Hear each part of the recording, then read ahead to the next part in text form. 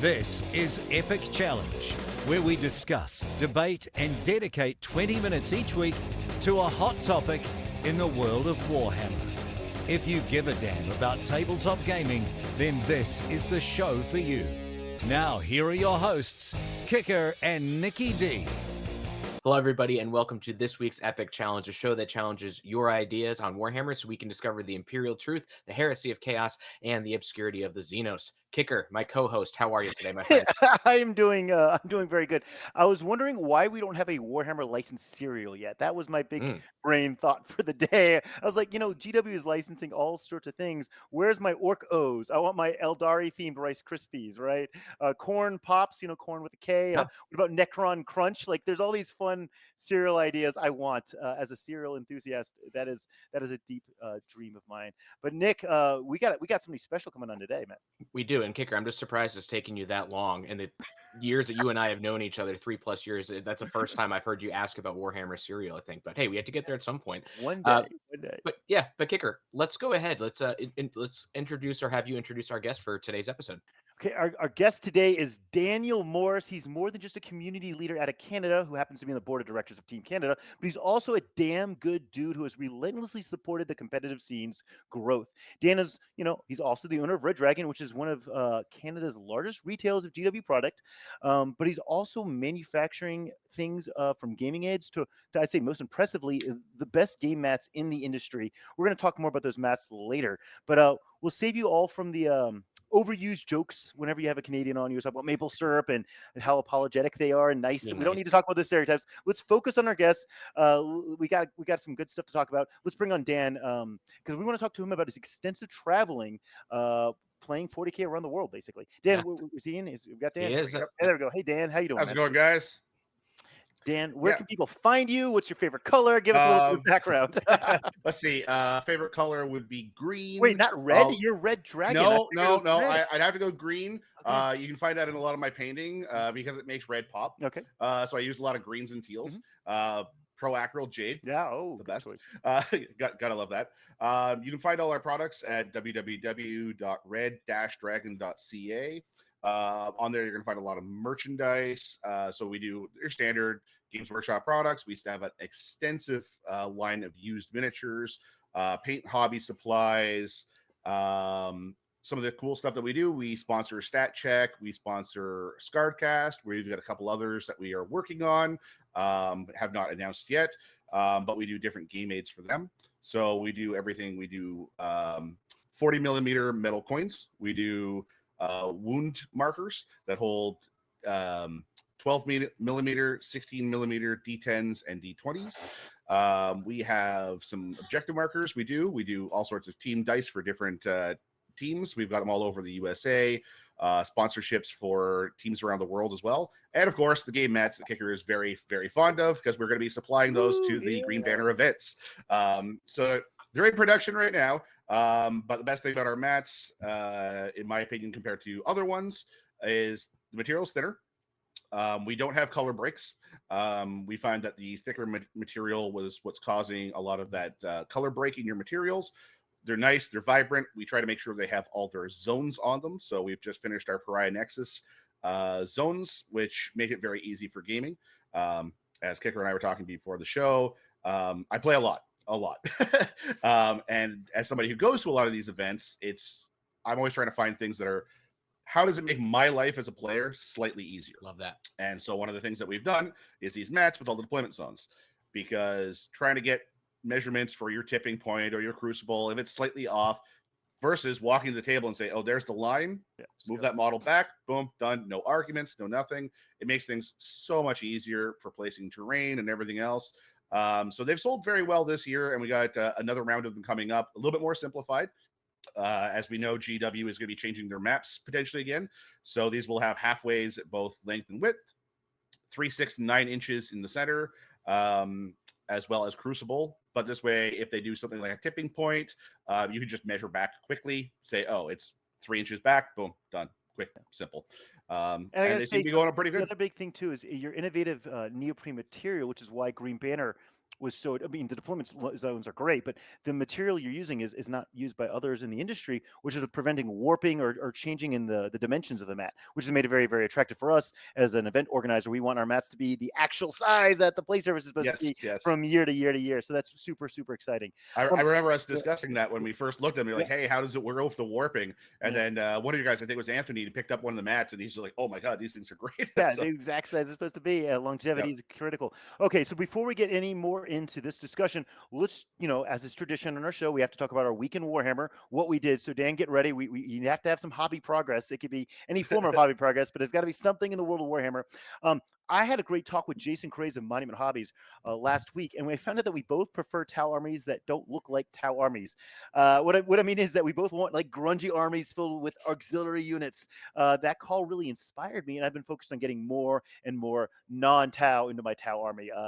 I've a lot of Vespids still working on them, but it's always nice to find a kindred spirit that also likes the similar aesthetics and style of army that you do. What about you, Nick? What have you been up to, man? Yeah, well, I think everybody has seen this this past weekend. We got the reveals and the early previews from content creators about the Death Guard Codex, which So, I don't know about you guys, but they always say that rules sell models, and whenever Games Workshop has the new thing, the new models that the rules are always broken. I don't think that's always true, but this is definitely a case where the new rules for the Death Guard have got me back on the hobby table. I have perhaps never been more inspired to paint as I am feeling right now. So I finished yesterday a Plague Burst Crawler. I've got a Malignant Plague Caster on the desk next to me, which I'll be painting tonight. Probably will get them done in the next day or two, and then I've got some Death Shroud Terminators that I'll have lined up for later this week that I'm gonna hope I can get done before I'm gonna be traveling for work. But yeah, Death Guard, I'm very excited. Dan, how about for you? Where's your what's your hobby progress Warhammer update? I'm on Elves all year. I have been waiting for these Eldar for so long. So I've got one army I travel with, and I'm working on painting like all non-metallic metals, like go crazy on an army. So I started working a little bit on that second army. It'll eventually replace it, but I can't damage it during paint during travel when I'm moving stuff. So no, it's very cool. finicky. What detachment? You said elves. What detachment? You're that kind of guy. yeah. I mean, they're good. That's okay. I want to play aspect host, but you're just real good. Yeah, we don't fault you. Nick, take us into our show rules so that kind of Dan has an idea what's going on. Absolutely. So for everybody out there, we now welcome you to Epic Challenge, where we're going to discuss the hottest topics in Warhammer. One of our hosts is going to be presenting a topic of debate relevant to the Warhammer community and our hobby, and our guest, and today obviously that's Dan. He's going to provide their informed, educated, or maybe just passionate opinion and help us understand their point of view. Then one of our hosts will be challenging or maybe even epic challenging the thought process so that we can determine whether or not this Warhammer consideration is in fact an imperial truth or it's a deception by the gods of chaos. So tonight's show, Kicker, you're taking the role of host. That means that Dan and I will be squaring off for our debate. So with that, I'm now going to put on my Imperial Commissar hat and order us to move. Kicker, let's get this rolling. Let's do it. All right, guys, our central topic for tonight's show is traveling the world playing 40K is not a common thing. But Dan is one of those guys that has gotten to do it and is positioned to placed him in a unique position to be privileged to have this unbiased perspective. He can see things from all different perspectives, angles. What can be learned as a player who has seen it all from traveling the world? Dan, you've been playing in the Europe, the U.S., all over, right, man? Yep. Yeah. Okay. Where? Correct me if I'm wrong, but you were playing in Manchester recently. Was that? Yep. Yeah. I did the Manchester UKTC. Week after, I was in Toronto for an event. Week off, another one in a town called Petawawa, which is a smaller town, but we got like an 80-person GT. Okay. Cool. And a week off, then I was back in Toronto, then back to Montreal. So a lot of traveling. This guy, it's like every other week you're on the road playing a game. All right. Pretty much. Let's go to question one, Dan. You're going to start off. Are there certain parts of the world that are just more chill to play in? I know you and your team, your guys are looking home to bring home the trophy every time you go to a tournament. But even the most competitive environments, are there some parts of the world that are just more relaxed, maybe a little low stress, low key? What are your thoughts? Are there parts of the country, parts of the world that you like to go play in because they're just more relaxed? So Manchester was real fun. This was my first time into the UK. Definitely highly recommend UKTC. That was cool. Super fun. Because of the dynamic there with everyone having like their little 5-man teams. So they all show up and they're all got their game clubs. And there's like 400 little game clubs. So it was really kind of a cool experience. I say the chillest atmosphere so far has been the higher the competitive events. Whoa. So last year last year going to the Worlds, that was the chillest because we all got there. We all have an expectation, and we were all, I play by intent. My intent is to do this. And if I say, oh, but you did this, just nudge your model back and everyone plays like it. It's just so much more chill.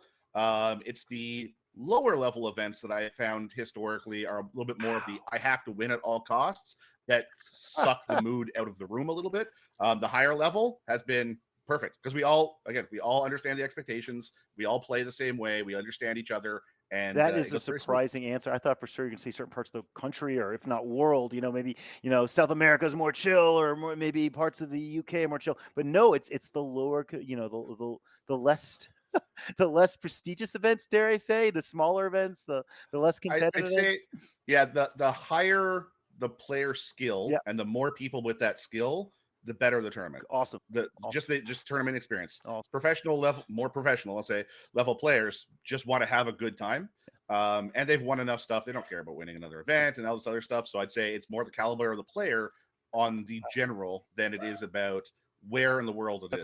That's awesome. Well, Nick, I mean, you travel a lot to play. I mean, you're not, maybe not as much as Dan, but you do play a lot across the country. What are your thoughts? Yeah, so a couple weeks ago, at one of our episodes, we were talking about like what type of event should you go to as your first event. And Dan, somewhat to your point, I gave the answer. You probably should go to a GT or a super major because you're going to be experiencing a little bit higher caliber player, typically a little bit of a higher caliber of judging as well. So that's kind of my experience for people where the sweatiest tournaments I've ever been to are the local RTTs. Not my current situation is great because we have a great community and we have a great judge that. But in past years, in my past experience, yeah, some of the sweatiest events I've been to is it's been the players who just want to get that local RTT that in the big scheme of things really means nothing. And if you don't have good judges to support and keep things playing the right way, it doesn't really go that well. Aside from that, the answer that I actually would give, and it's maybe not because Kicker, your question is, hey, what's like the most chillest or relaxed way or place that you can play? Not necessarily location, but I think it's actually like team events, and that's somewhat kind of a similar feeling. Like players are going to go and be competitive at team events, right? But because you're playing and representing your team, everybody kind of has to be on, they're good or the best. Yes, they have to play a role in whatever that is for it. But I also see the thing I like about the team events is that when you're going to those, you often have people that are coming from different areas and getting a different experience to that. So to me, that's the sort of thing like, hey, I actually think team events, plus you get to hang out with your team afterwards, what's more relaxing than hanging out with your friends after the event. So that's my answer. Guys, this is really interesting because, like, I mean, the team events for sure, but also like talking about the skill level. People for years have been saying the Cali Cup is one of the best events in the country. It's not a very large event. It's a large event, but not like it's not 500 people. I think it's gonna be 200 and something this year. But everyone always says that event is such an amazing experience, and that probably correlates with the skill level. It is a Shark Tank of players going to go play in the Cali Cup, but everyone leaves saying that event is just absolutely amazing, super relaxed, super chill vibe, despite it being a Shark Tank. So interesting. I never thought about those two correlating. All right, let's go to question number 2. You have seen the best and the worst in the hobby. What countries or event runners or tournament organizers excel in providing the best experiences? Have you seen, I guess, repetitive examples of what makes them successful? I've heard rumors that some events overseas take place in giant gyms. Is that bad? Especially when you compare it to some of the niceties that people were used to here, fancy ballrooms or whatnot. I've also heard some countries, lack in terrain, and some regions just don't have competitive terrain. Dan, what are your experiences? What can we learn from the best practices? Well, let's see. So first off, I'll say UKTC. It was in like their version of a YMCA, sort of like big gym. I didn't have a problem with that, to be honest. I don't think that really pulled anything else away from the experience for me. What I did notice is their tables in the UK are like 2 to 3 inches shorter than in the United States and Canada. Somebody was explaining to me the way that they do their lumber there is just slightly different, which causes like their table height is just slightly off. So I'm 6'3", so my lower back was on fire at the end of that event. So that was definitely a thing. And they definitely really like doing a 3-2 tournament. They're like 3-2, that's it. And I'd say talking to a lot of people, as where I'm, where we are, you want to have one defined winner. So like a 400-man event, you're going to need 3 days. They're like, nope, I'm only going to do a 3-2, and that's most of the room that just wants to come down with their buddies, play in their little game group in there, do their 3-2, leave. that's it. And it was such a chill experience. Like, absolutely Is the loved 3 that. 2 because people want to go home earlier on Sunday? Is that the reason? Yeah. Okay. So I talked to a bunch of people there, and you said swearing Yeah, is okay go on this for it, dude. podcast, right? Because there was a lot of Yeah. swearing up in the UK. But they said basically it comes to a Friday, they're like, "Fuck that! I'm not doing that. I got to work." What about Saturday playing 4 games? Fuck that! I want to Yeah. go out and have some beers. So I'm like, okay. So their thing is, no, we're gonna start. We're gonna play 3 games. We're gonna go out for beers. We're gonna come back. We're gonna be really hungover the next day. We're gonna play 2 games and call it quits. But Yeah. that was like half the room. And I'm like, okay, so half the room just wants to go have a fun event, and that's all they care about, because in the UK, it's 4-hour travel from any point in the UK to any point in the UK. So 4-hour travel is like, who cares? Like, we're used to much larger areas over in North America. But because of that, like, we got a lot of really chill people in there, but they refuse to do anything else. Versus where we have in the North America that I've seen is like, no, you want to have one definitive winner. If you're playing for 3 days, we have a lot more big halls. Having been to LVO, like, you're gonna have this big casino room. Champs Cup last year, nice big room. So, like, it was a little bit different style, but I think both of them are perfectly acceptable. At the end of the day, I think for me as a Warhammer player, I'm looking for personally the most bang for my buck when I'm going. Like, I don't really care about the trophies and prizes. I'd say trophies are more important than prizes, but that's because I'm a store owner. So, I usually give away my stuff to the stream team, let them raffle stuff off. It was just usually the way it goes. But I'm more interested. I want to travel with my friends. I want to play some good games. I want to have good TOs, which is a very big thing. If you have a good quality tournament organizer and judges on site, that's going to really bring everything up. Terrain, player pack out on time, and concise rules. That's the kind of stuff that I'm looking for when I'm traveling. I'm not necessarily looking for the best of everything. I will play in a dungeon, so to speak. But as long as the terrain is good and the TO and the judge team are good and the player pack is out, so I know exactly what to expect, I'll book my travel, no problem. If I go into a place where I'm like, hey, the player pack isn't out for a week and we don't know what to expect, I'm like, it's a little bit like, okay, if I'm driving, okay, maybe I'll try it, but it needs to be like quite clear what all of I expect. And so far, everyone's been really good on that. I'll say the worst for that, though, was World Champs last year. So World Champs, we don't know what the missions are or the maps are until the Thursday night. And then we show up and it's like, hey, or was it Wednesday? Anyways, they show up and we're like, hey, here's your player pack. You're playing on these maps. I'm like, oh, well, I'm playing Sisters of Battle, all tanks, and I can't fight against melee on table 7. And they're like, hey, guess what? Fuck you guys, table 7. I'm like, oh, yay, I'm playing into Brian Doddery on World Eaters. Just casually, like the best World Eaters player on the planet. Hey, I got Dumpster. I'm like, oh, I didn't even have a chance. I could play this. Yeah. Okay, you know what? From GW's point, I understand that this is how they like kind of doing their stuff. Yeah. But it's a pretty big slap in the face for my first round traveling to a GW event, because I'd never done a GW event before. Walking in and being like, hey, by the way, fuck you. Get this map and this player, and you're just done. That's it. I'm more used to, here's your player pack, what you can expect, build an army around the player and the terrain and all the other stuff. Like, have something, but there was nothing there. So I'd say, I was gonna say that's something that we're trying. Judge team there was cool, and it was the Worlds, but it's one of the worst run starts to an event, I say. And it did warm up afterwards. Like, the event was great afterwards, but that starting point was just like, I know that was the feedback. Really? So with Green Banner, they're really of the community for the community. So all the events they're trying to do is have that player packet out front, have the judges up front. It's geared towards the players that want to have as little variability going into a tournament. You want to know everything up front so you can prepare accordingly, which has been really, really well received. Nick, what about you, man? What have you learned from your travels playing in different things? What do you like? What do you dislike?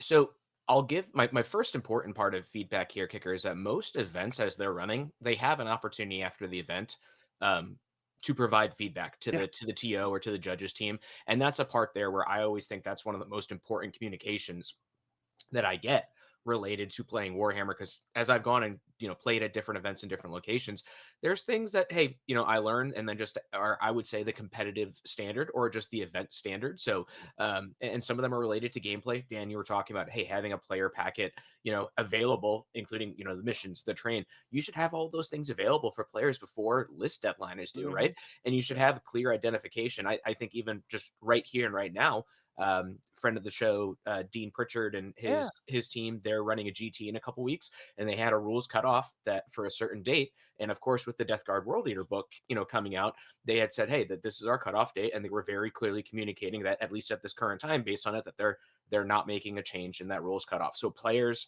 not everybody's happy about that, but it's very clear to the players that this is what we're doing, this is why we're doing it. So there's no surprises. Everybody comes in prepared. Again, you're not going to make everybody happy, but everybody understands what is happening, when it's happening, and why it's happening, which is Cool. huge. The other things I think about Kicker, it's like a little bit of everything that I like from different events. I think, last year, you and Steven Corrales, running the, the Champions Cup. And, when you get to go around, and it's a little bit different with a team event, but you've got all the space to walk around the table.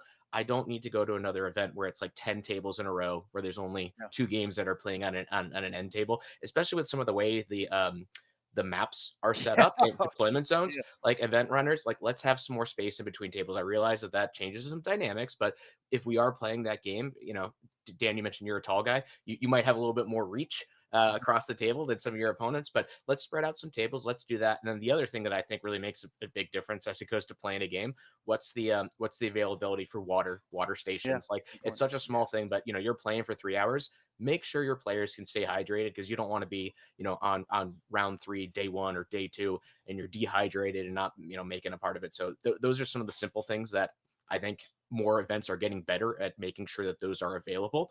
It doesn't change how you're playing the game.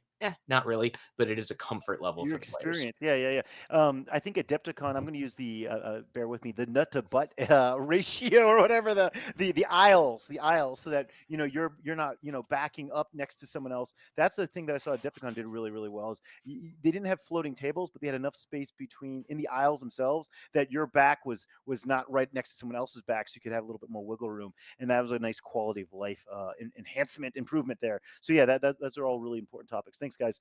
Let's talk about question number 3. How many events do you think most people need to get in each year to be really competitive? I mean, obviously there's things like TTS, and you can play a practice round every night if you want it. But how many actual events do you think you need to get to, each year to really be, one of the top players in the world?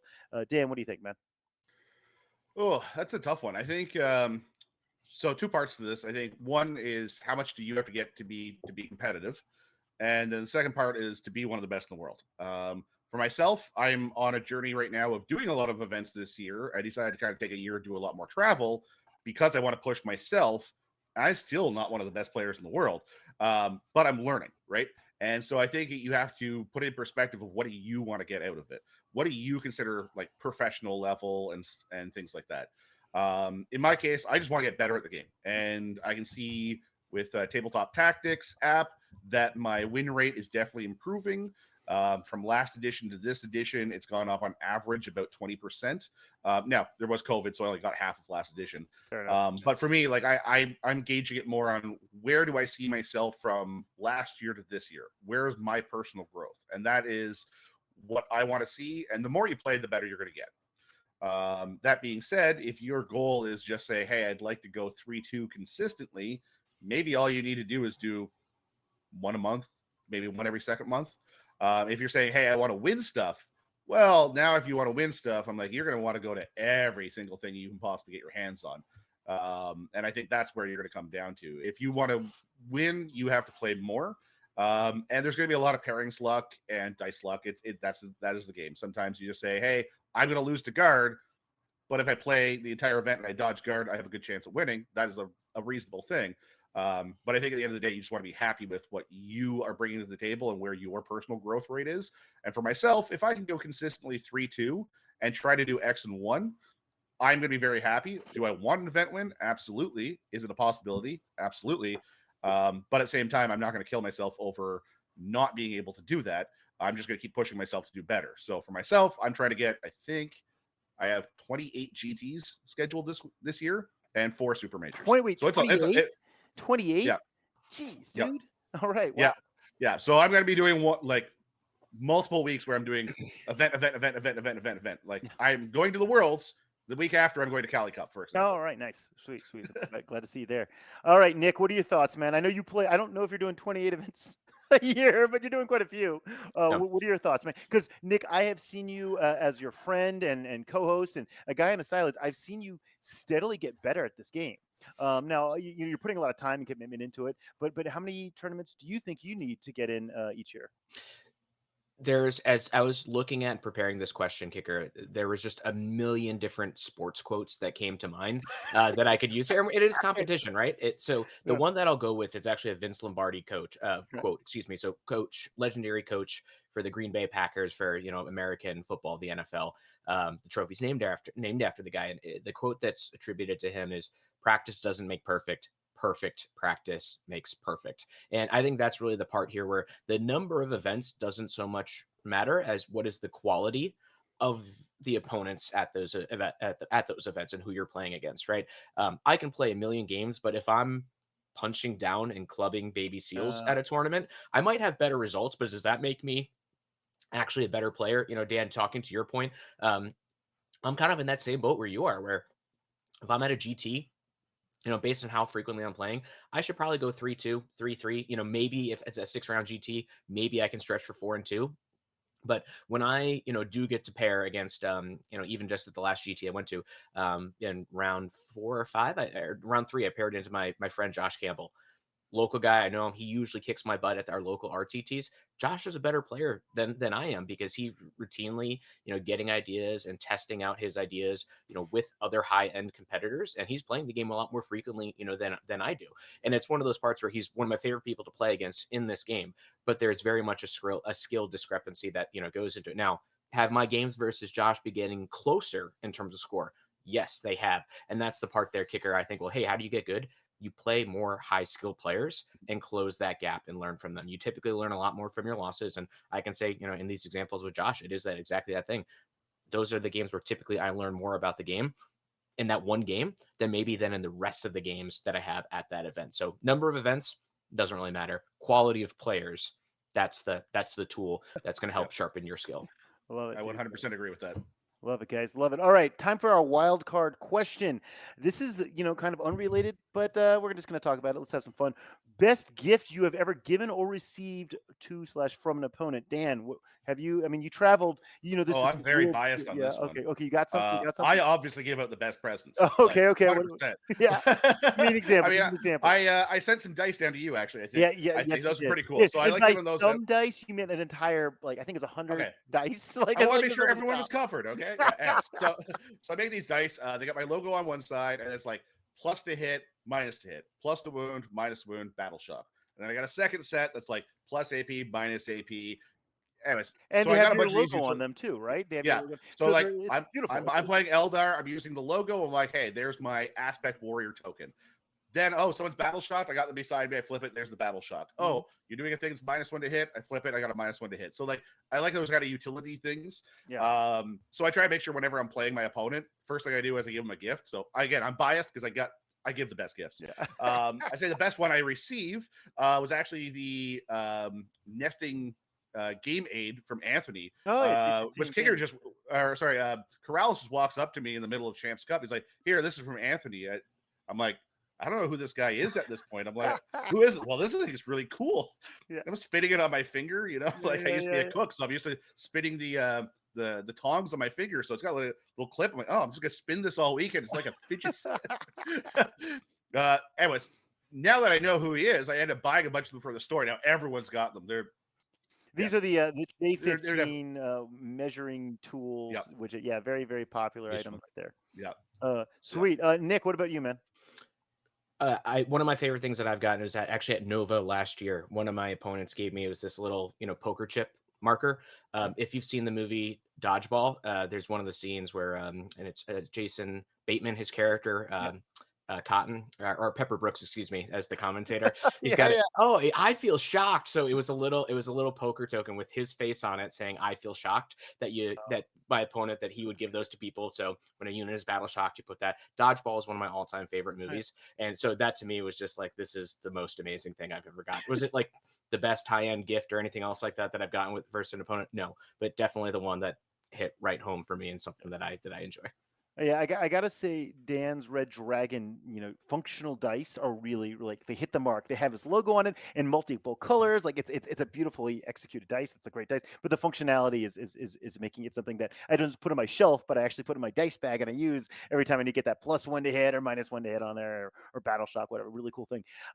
I ran my Crute list last year, and I had my whole display KFC theme, like Kentucky Fried Chicken, and I had these big old Kentucky Fried Chicken like drumstick buckets, I guess, filled with rubber little like chickens in them, and I was handing out chickens, and people really liked my little squeaky chickens I was giving away as they kicked my ass. But yeah, it was fun. But I definitely think that the functionality of something, whether it's a J15 measuring widget or a or a really useful dice like what you've done, is cool. I want to go to question number 2 here, because I think this is kind of a fun follow up card wild card game or question.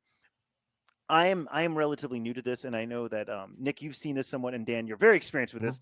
There's the jersey swap ceremony. This seems to become more and more and more of a thing. Dan, I know this is a big part of you. This is, you go with your team from Canada, whatnot. You guys swap your jerseys with other teams. Do you wash your jersey before you give it to your opponent, or is this like a spare jersey you happen to have that you're giving out? What is give me the nuances here? And Well, I don't think it really depends. Okay. Normally we bring an extra just to trade, Okay, cool. but there's Occasionally, been times where some teams, they're usually our friends, which is Yeah. why we do this. We give them the one from the first day Yeah. that's been jammed in the bottom of the bag and be like, here, you get this stinky thing to travel with. So, but that's usually you're my friend, but also fuck you. Nick, have you done the jersey swap with any other? You have. Okay. Yep. Yeah. Sweet. I've had some opponents where they they have it in a bag, like it's literally coming out of the bag when they get it Brand from new. shipping, and so it's brand new and Okay. and have that. And then I've had others from players that I've gotten, and when I've gotten jerseys from other players, I've gone home and washed it before. Now, granted, the other thing about it though is one of the jerseys I was given in bag. It's relatively my size. Two of the other players that I've done jersey swaps with are guys that are much bigger than me. Yeah. So like the jerseys I've got them where like I could have them on like a display in one of my Yeah. other rooms, because it's like if I was wearing them, they'd be a dress on me. They're Yeah, just it's like a much blanket. they're Yeah. much too big. Yeah, we had to ask this question because we have the Challengers Cup, the large, 76 player team event now, 8-person team event. 76 is insane. But somebody was asking, like, hey, should we bring extra jerseys for this event? I'm like, yeah, I guess so, because I think both of you guys would prefer a new and bag jersey rather than a sweaty, pre-worn jersey from, I mean, maybe, I don't know, maybe preferences, but yeah, so definitely bring some extra jerseys if you are playing in this Challengers Cup, just to give out to your opponents during the jersey swap ceremony. Sweet. Dan, do we have anything else we want to mention? Where can people find you? What is your favorite color? We already set up a favorite color. Okay, so you team. Hey, where's Red Dragon? Because you guys got a team, right? You have a traveling team, sort of? Yep. So we got a travel team. We're based in Ottawa, Ontario, Canada. Okay, cool. Again, website www.red-dragon.ca. So it's kind of a changing cast. We got the guts of a stable team, but we do have a kind of a rotating cast as well, fill-ins, sort of thing. So I mean, we are going to Challengers Cup. There's going to be, I don't know, we'll see who. I think we got like 4 people committed right now, and a couple people that are kind of like, well, it's still a little bit early. We'll figure stuff out. But we have I got to say, like, right now, there's definitely a lot of political hotbed between Canada and the U.S. Yeah. That being said, we don't want to be involved in this. Like, we just want to play games, right? Like, that's kind of where our stance is. So we're gonna be playing with a bunch of our friends, and that's why we're gonna be going down there, just to say, hey, no, this is just about Warhammer, guys, right? So very excited for that. What else? So I found out after your charity event that apparently my mats also make good capes. Oh, so yes. If you need a cape, they make good capes. Yes, they do. One of the winners of your mats at the event there insisted on wearing that mat as a cape for the first part of the day. So all for that. Nick, are we leaving anything else out? No, I think we're all set for. Yeah. Well, I'm excited for next week's episode. We have a guy that's lined up who's been known for doing things his way in the industry, and has been very, very successful doing that. I think he'll be a good guy to have on the show. So I don't want to tease too much, though. Nick, you want to take us out? Yeah, absolutely. Well, Dan, thank you for with all the support that you and the community at Red Dragon do for everybody in Warhammer and everybody with Canada as well. Great to have you on the show here. We'll look forward to hearing about your 28 GTs and all the majors that you'll be, all that. There's So. you. This got to be some sort of a record, though. Like, that's not normal, man. That's a lot of tournaments. I'm not normal, so it's fine. Yeah. But yeah, so Dan, appreciate you. Thanks everybody for tuning in for this episode of Epic Challenge. As Kicker said, we'll be back next week with a great guest. So with that, have a great one, everybody. Play some Warhammer.